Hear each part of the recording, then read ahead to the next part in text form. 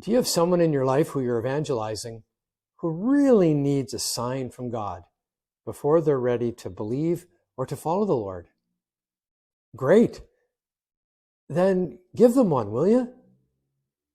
You'd only be following the example of Jesus, who is still open to giving signs to people who are truly open, people who in their heart's desire want to believe and want to follow.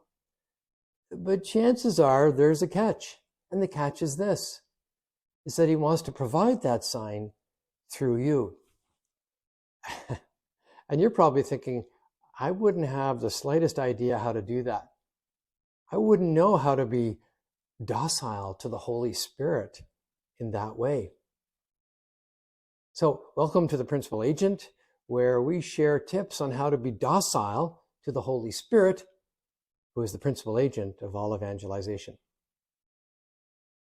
So let me give you one tip via a story.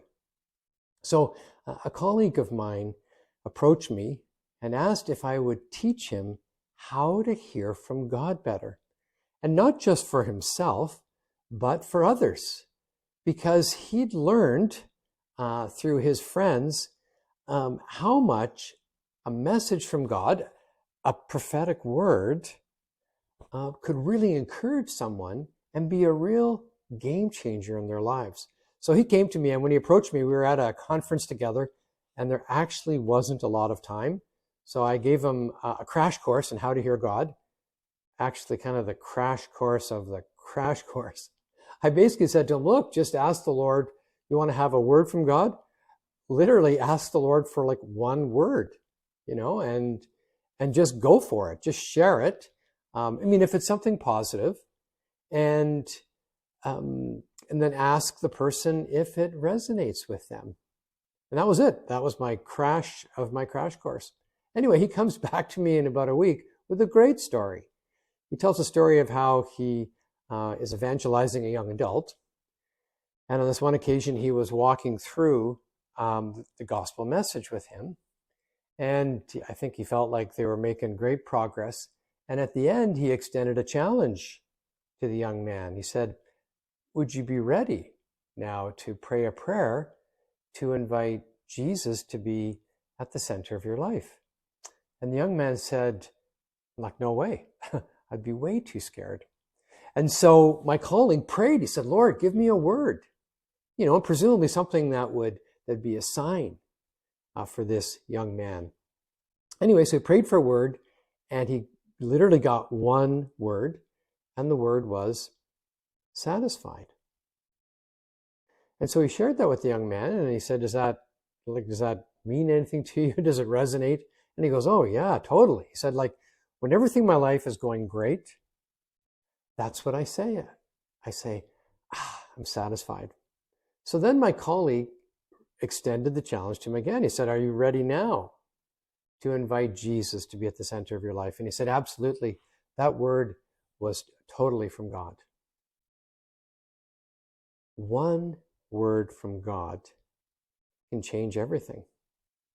One word from God through you can be a game changer. So let me extend to you the docility challenge. If you have someone that you're evangelizing, I want you to follow this 4-step process to get a word from the Lord. Number 1, ask the Lord for a word. Expect him to give you something. Expect him to give you something good that will touch this person. Number 2, share the word. Now, what I generally recommend is just go with the first thing that comes, as long as it's positive.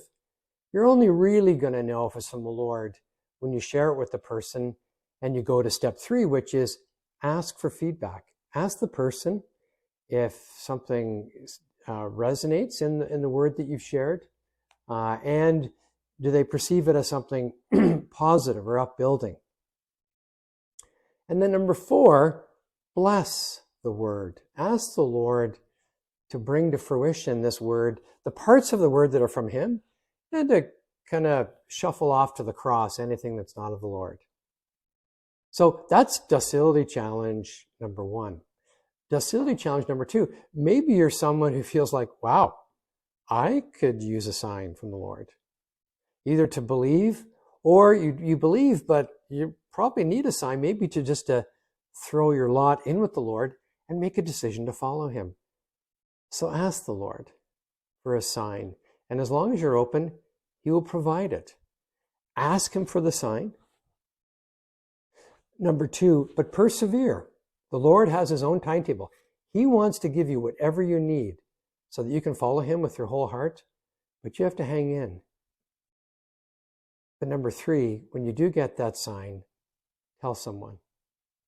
So thank you for joining me. And if you want to catch other tips on how to be docile to the Holy Spirit to help your evangelization efforts, follow and subscribe.